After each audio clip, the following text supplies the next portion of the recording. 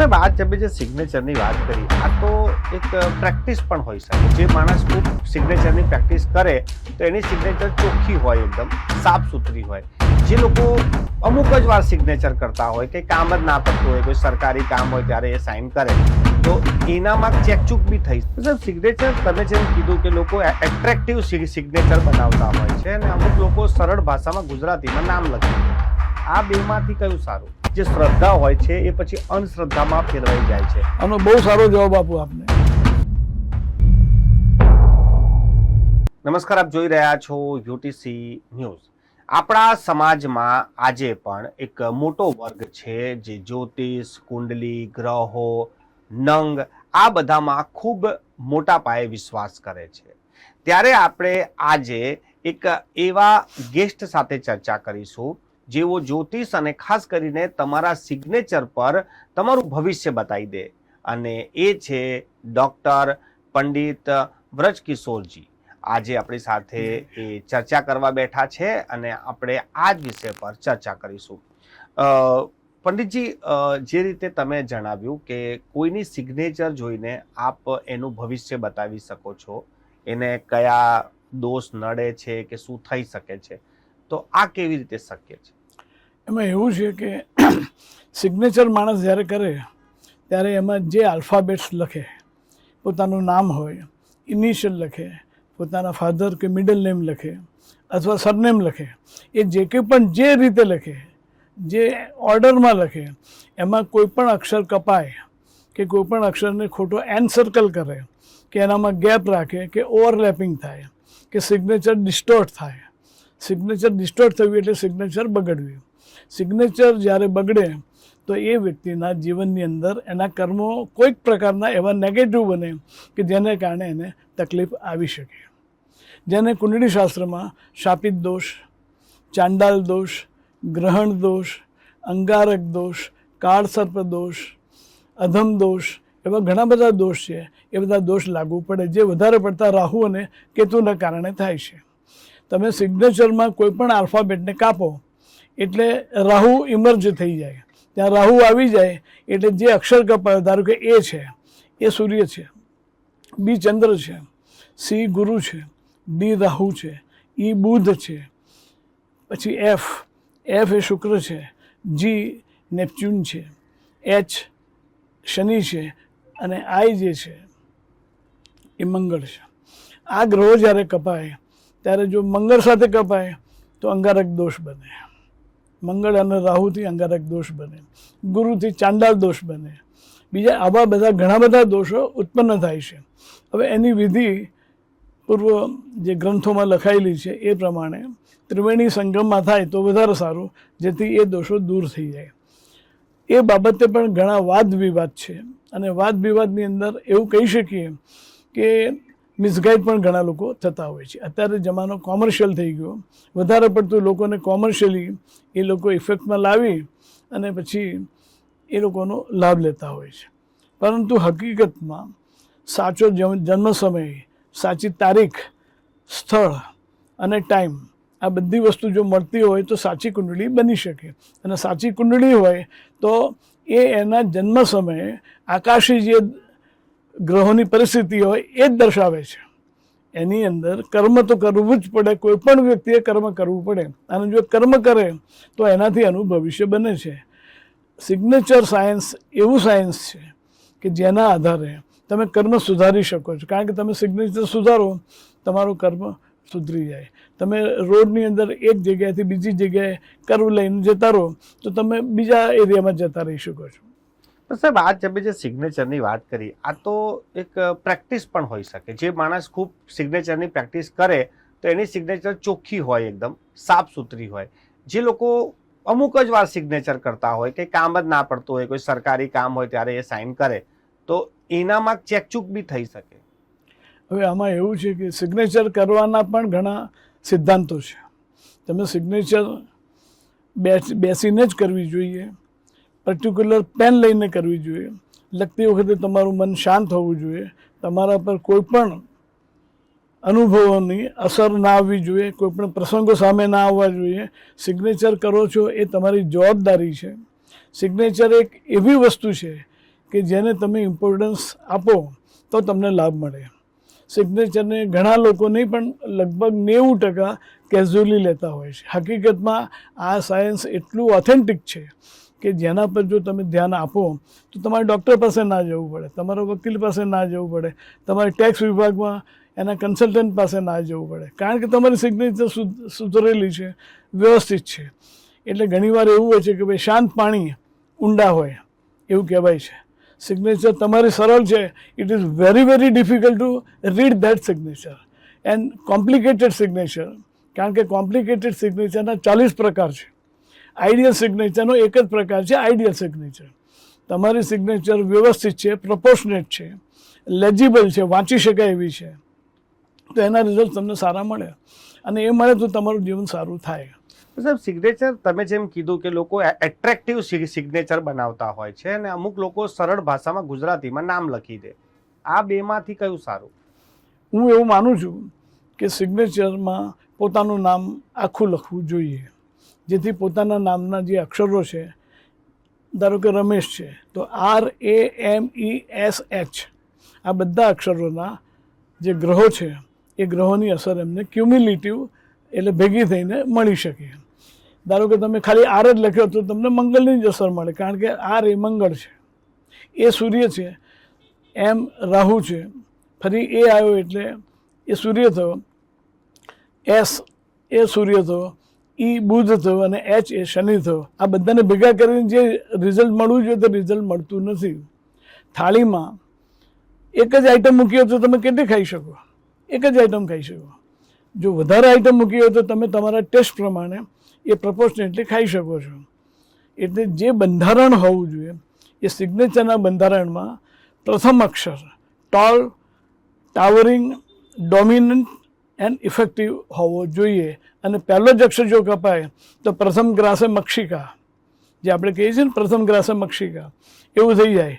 એ માણસની શરૂઆતમાં જ એને તકલીફ, જે ટ્રેનના એન્જિનમાં જ ફોલ્ટ હોય, એ ટ્રેન ભલે ગમે તેટલી વંદે ભારત હોય તો એ ટ્રેન ચાલી શકે નહીં. ડબ્બા ગમે તેટલા સારા હોય પરંતુ એમાં પ્રોબ્લેમ આવે ને આવે જ. એટલે એન્જિનને સારું બનાવો. તમારે સિગ્નેચરનો પહેલો અક્ષર ડોમિનન્ટ લખો, ટોલ લખો, અને એટલું સારું લખી શકો તમે તો પાછળના શબ્દો છે એ બધા શબ્દો એમાં ફોલો થાય છે. અને સિગ્નેચર નીચે ઘણા લોકો અંડરલાઇન નથી કરતા અને પરદેશનું એ લોકો અનુકરણ કરે છે. હવે પરદેશનું અનુકરણ કરે તો એની અંદર એ લોકો તો ત્યાં ગાડી 15-16 વર્ષની ઉંમરથી જ ઘરથી બહાર નીકળી જતા હોય છે. એ લોકોનું જીવન ક્યાં થાય છે એ લોકોને ડેવલપ એ ખબર નથી હોતી. આપણે એવું નથી કરવાનું. સિગ્નેચર નીચે અંડરલાઇન કરો એટલે ઇટ્સ અ બેઝ.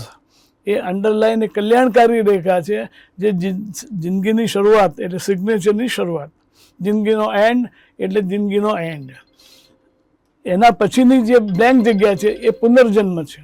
સિગ્નેચર પહેલાંની જે ખાલી જગ્યા છે એ પૂર્વજન્મ છે. એ બેની વચ્ચે ચાલુ એટલે વર્તમાન જીવન છે, અને વર્તમાન જીવન જે છે એને આપણે સારું બનાવવું જોઈએ. તમે મને બતાવો કે તમારી પોતાની 3 સિગ્નેચર એક સરખી આવે છે?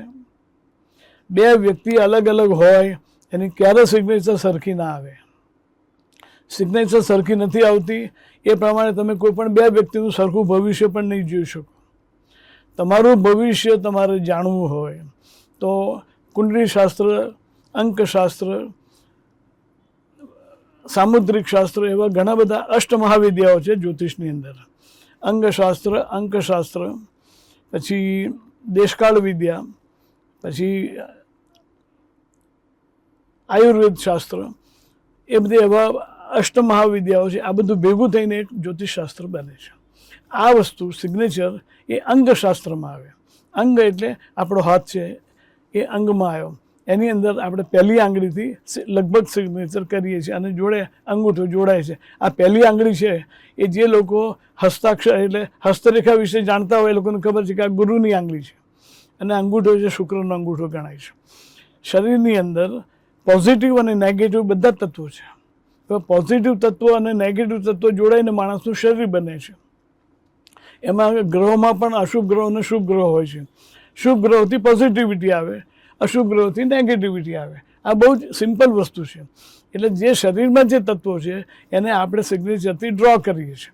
હવે સિગ્નેચરથી જે ડ્રો કર્યું અને એનાથી જે તત્વ ઊભું થયું કે જે આપણી સિગ્નેચર બની, એ સિગ્નેચરને આપણે સમજવી જોઈએ. અત્યારે તો ડિજિટલ સિગ્નેચરનો જમાનો આવી ગયો. તમે જોશો કે કોમર્શિયલી ઇન્કમટેક્સ ડિપાર્ટમેન્ટ બધામાં ડિજિટલ સિગ્નેચર આવે. એટલે ડિજિટલ સિગ્નેચર પછી તમારે એમ્બોસ કરીને એટલે એની અંદર જે આવે તો પછી પરમેનન્ટલી ચાલ્યા કરે. પરંતુ તમારે ચેક તમે જો એ કરતા હો, ચેક લખીને સહી કરતા હો, એ બેંકવાળો શું જુએ? બેંકવાળો એક જ વસ્તુ જુએ કે ભાઈ સિગ્નેચર દેખાય છે, જે એની સ્પેસિમેન આપી છે એવી છે કે નહીં. જો એવી હોય તો એ લોકો ચેક પાસ કરે. ફોરેનમાં એવું નથી. ફોરેનમાં એવું છે કે તમારા ખાતાની અંદર પૈસા હોય તો તમે સિગ્નેચર કરી હોય, થોડો એમાં ફેરફાર હોય તો પણ એ ચેક પાસ કરે છે. હું ફોરેનમાં 44 વાર ગયો અને ત્યાં મેં બધે જ જોયું, બધી જ જગ્યાએ, દરેક જગ્યાએ માણસો તો સરખા જ છે. એ લોકોની ભાષા, એ લોકોના વ્યવહાર, એ લોકોના એટીટ્યુડ્સ આ બધું જુદું હોય છે. પરંતુ આ બધાનો આધાર એમના કર્મ ઉપર જ છે. માતા એના બાળકને પ્રેમ કરે જ છે. પતિ પત્ની વચ્ચે ઝઘડા થતા હોય છે, છૂટા પડવા માગતા હોય છે, કોઈકને પ્રેમ પ્રસંગ પણ હોય છે, એ લોકોને એફેર્સ પણ હોય છે. આ બધી જ વસ્તુનું નિરૂપણ સિગ્નેચરમાં આપણને જોવા મળે છે. જો હલકી સિગ્નેચર લખીએ તો એ સિગ્નેચરના રિઝલ્ટ છે તે હલકા મળે. સિગ્નેચર બહુ ભારે લખો તો પણ મુશ્કેલી. સિગ્નેચરને પ્રપોર્શનેટલી જ લખાય. તમારા અક્ષરો તમે ABCDમાં પહેલી ABCDમાં લખો છો કે બીજી ABCDમાં લખો છો એના પર પણ આધાર છે. પણ સાહેબ, જે લોકો ભણ્યા જ ના હોય, અંગૂઠો જ અંગૂઠો જ, તો એ લોકો માટે એ લોકોની હસ્તરેખા, આપણે સિગ્નેચરને હસ્ત દ્વારા દોરવામાં આવેલી રેખા કહીએ છીએ. હસ્તરેખા છે. કોઈ પણ માણસ ભણેલો ના હોય પણ એના હસ્તરેખા તો હોય, એ જન્મથી જ હોય છે. હવે આ રેખાઓ જ્યારે બદલાતી હોય તો કર્મ બદલાય, જીવન બદલાય, સંબંધો બદલાય, બધું બદલાય. એવી રીતે હસ્તાક્ષર એટલે કે સિગ્નેચરને જો આપણે બદલીએ તો આપણું જીવન બદલી શકાય છે. અને એની અંદર કર્મ જ બદલાય. જો કર્મ બદલાય તો જ તમે, આને કર્મ ના બદલો તો જે લખાઈને લાવ્યા છો એ તો થવાનું જ છે. પરંતુ રાજામાંથી જો રંક અને રંકમાંથી રાજા થવું હોય તો આપણે પ્રયત્ન થોડો કરવો પડે. એટલે હું અત્યાર સુધીમાં મેં 50,000થી વધારે સિગ્નેચર જોઈ અને એના પરથી મને ખ્યાલ આવે છે કે વ્યક્તિ સિગ્નેચર બાબતે કેઝ્યુઅલ જ હોય છે, સ્પેસિફિક નથી હોતી. પરંતુ એક વર્ગ એવો છે કે જે લોકો આનું મહત્ત્વ સમજે છે. ભણેલા છે એવું નથી, પરંતુ સિગ્નેચરનું, ધારો કે તમારી કંપનીની અંદર તમારે એમ્પ્લોય લેવાના છે, તમારો એમ્પ્લોય તમને ફાયદાકારક છે કે નહીં એ તમારે જોવું પડે. જો તમને નુકસાન કરનારો હોય એવો કોઈક તમારો આવી ગયો માણસ તો તમને નુકસાન કરે. તો ફોરેનની કંપનીઓમાં શું હોય છે કે એ લોકો સિગ્નેચર, એની બર્થ ડેટ, આ બે વસ્તુ મોકલી આપે એના આખું નામ. એના ઉપરથી આપણે કહી શકીએ કે ભાઈ આ માણસ એમને કંપની સાથે સુસંગત છે કે નહીં. સુસંગત હોય તો કોઈ વાંધો નથી, સુસંગત ના હોય તો એને જય શ્રી કૃષ્ણ કહી શકાય અને એને ફરી ટ્રાય કરવા માટે કહેવાય. પણ સાહેબ, આપણા સમાજમાં પહેલેથી જ્યારે જ્યોતિષ આવે કે કુંડલી આવે કે ગ્રહ આવે, આ બધી જ્યારે વસ્તુઓ કરવામાં આવે ત્યારે લોકો બહુ જ એની પર નિર્ભર થઈ જાય છે કે આ જ મારું ભલું કરશે. અને એટલું બધું એ જે શ્રદ્ધા હોય છે એ પછી અંધશ્રદ્ધામાં ફેરવાઈ જાય છે. આનો બહુ સારો જવાબ આપું આપને કે આપણો દેશ છે ને દેવભૂમિવાળો દેશ. પરદેશ જે બધા એ યમન દેશ કહેવાય છે. એટલે એમાં અશુભ ગ્રહોની વધારે પડતી અસર હોય છે. હું એવું કહી શકું કે જે માણસોને અશુભ દોષો વધારે થાય છે એ લોકો પરદેશ જઈ શકે છે. They are allowed to go to foreign countries, they can settle there. આપણે ત્યાં જે લોકો રહે છે એ લોકો ભગવાનમાં માને છે, શ્રદ્ધા. તમે જુઓ કુંભના મેળામાં કેટલા માણસો ભેગા થાય છે. આ એક શ્રદ્ધાનો વિષય છે. જ્યોતિષશાસ્ત્ર આપણા ઋષિમુનિઓ લખે જેમના ગોત્રમાંથી આપણે આવેલા છે. આપણા વડવાઓએ જે આ શાસ્ત્ર બનાવ્યું અને એનું આખું મોટું શાસ્ત્ર છે કે લક્ષ્મીજીના કોપથી આ શાસ્ત્ર બન્યું. લક્ષ્મીજી કોપ કેમ કર્યો, ગુસ્સો કેમ કર્યો કે એમના પિતાએ એમના હસબન્ડને લાત મારી. એ બધાને સ્ટોરી ખબર છે કે ભાઈ વિષ્ણુ ભગવાનને લાત મારી એમણે, એમનો સ્વભાવ જાણવા માટે. એ બ્રહ્મા પાસે ગયા હતા. બ્રહ્મા પાસે ત્યાં જઈને ઊભા જ રહ્યા અને ઊભા રહ્યા અને કશું બોલ્યા નહીં. એટલે ગુસ્સે થયા બ્રહ્મા મનમાં કે આ માણસ મારી પાસે આવે છે, મારો પુત્ર જેવો છે, પુત્ર જ છે, માનસિક પુત્ર છે, અને એ મને પગે પણ ના લાગે, આ તો ખોટું કહેવાય એવું સમજાને સમસમી ઉઠ્યા, પણ બાળક છે એટલે માફ કરજો. પછી એ શંકર પાસે ગયા તો શંકર ભગવાન પાસે પણ જઈને ઊભા રહ્યા આ સ્વભાવ જોવા માટે. એટલે ગુસ્સે થયા, પણ પાર્વતીજી બાજુમાં હતા, એમણે કીધું તમે ગુસ્સો ના કરો. એ તો ત્રીજું નેત્ર ખોલવાની તૈયારીમાં હતા, પણ એમણે કીધું કે તમે સાંભળો એમને. એટલે એમણે કીધું નહીં, મારો જવાબ મળી ગયો, તમે તામસ સ્વભાવ ધરાવો છો. તામસ એટલે ગુસ્સાવાળો. જે લોકો મરચું વધારે ખાતા હોય એ લોકો તામસી બને. તામસ સ્વભાવવાળા દુર્વાસા મુનિ પણ હતા. એટલે પછી ત્યાંથી એ એમની પાસે ગયા, વિષ્ણુ ભગવાન પાસે. તો વિષ્ણુ ભગવાન તો સૂતા હતા અને લક્ષ્મીજી એમના પગ દબાવતા હતા. આ જૂની સ્ટોરી છે. તો એની અંદર જઈને એમણે કશું કર્યું જ નહીં, જઈને સીધી એમની છાતી પર લાત મારી, જે એમના જમાઈ થતા હતા. હવે જમાઈ થતા ભૃગુ ઋષિ, ભૃગુ ઋષિના જમાઈ થાય નારાયણ ભગવાન, વિષ્ણુ ભગવાન. લક્ષ્મીજી સામે જ બેઠેલા. એમણે કીધું આ તમે શું કરો છો? મારા ફાધર અને મારા હસબન્ડની શું ગુનો છે કે તમે એમને લાત મારો છો? પણ વિષ્ણુ ભગવાન જાગી ગયા. એમણે જોયું એટલે એમને પગે લાગ્યા કે મુનિવર આપ આવ્યા છો, બધું ક્ષેમ કુશળ છે ને. એટલે એમને ખ્યાલ આવ્યો કે ભાઈ ત્રણેયની અંદર મારા જમાઈનો જ સ્વભાવ વધારે સારો છે. પણ લક્ષ્મીજી ગુસ્સે થયા અને કીધું કે તમે મારા હસબન્ડને જે આ લાત મારી છે એ હું સહન કરી શકતી નથી, એટલે આજથી હું બ્રાહ્મણોના ઘરમાંથી જતી રહીશ. હવે બ્રાહ્મણોના ઘરમાંથી જતી રહીશ એ લોકો બોલે એટલે સાચું જ થાય. બ્રાહ્મણોના ઘરમાં જાય તો બ્રાહ્મણો કમાઈશું, કમાઈ ના શકે. એટલે એમણે રિક્વેસ્ટ કરી કે ભાઈ તું ગુસ્સે કરે છે, ગુસ્સે થાય છે, પરંતુ હકીકતની અંદર તો તારે આશય સમજવું જોઈએ આની અંદર, અને આશય તું સમજીશ તો નહીં કરે એવું. ત્યાં જે શાપ આપ્યો છે તે તારે પાછો લેવો પડશે. તો કે મારો શાપ પાછો ના જાય, પરંતુ રસ્તો બતાવીશ. એ રસ્તો એવો બતાવ્યો કે તમે કોઈ ગ્રંથની રચના કરો, અને એ ગ્રંથની રચના એવી કરો કે જેનાથી બ્રાહ્મણો શીખે. એ બ્રાહ્મણો શીખે અને એનાથી જે ઉપાર્જન થાય, જેમાં જે કમાણી થાય, આવક થાય, એ આવકના આધારે એમનું ઘર ચાલે. એ રીતે હું પાછી આવી શકું. આ this is a old story. એ પ્રમાણે એમણે ભૃગુ સંહિતા લખી. આપણે સાંભળ્યું છે બધાએ કે ભૃગુ સંહિતા છે. એ ભૃગુ સંહિતાના આધારે આજે જે બધું ચાલી રહ્યું છે એમાં હજારો કુંડળીઓ છે. ભૃગુ સંહિતામાં કોઈ પણ વ્યક્તિને માફક આવે એવી કુંડળી એમાંથી મળી શકે છે. અને ઘણી બધી જગ્યાએ એની પ્રતો છે, પણ ઓરિજિનલ પ્રત છે એ જતી રહી છે, કોઈને મળતી નથી. એટલે આપણે જ્યારે આપણા વડવાઓએ, ઋષિમુનિઓએ, આપણા જે કુળદેવો હોય એ લોકોએ જ્યારે આ વસ્તુનું આયોજન કર્યું હોય તો એને આપણે માનીએ છીએ. અને આપણે આપણા મા બાપને પણ પગે લાગીએ તો આશીર્વાદ મળે જ છે. એવી રીતે ભગવાનને પગે લાગીએ આશીર્વાદ મળે છે. આ શાસ્ત્રનું સેવન કરીએ તો આપણને લાભ મળે છે.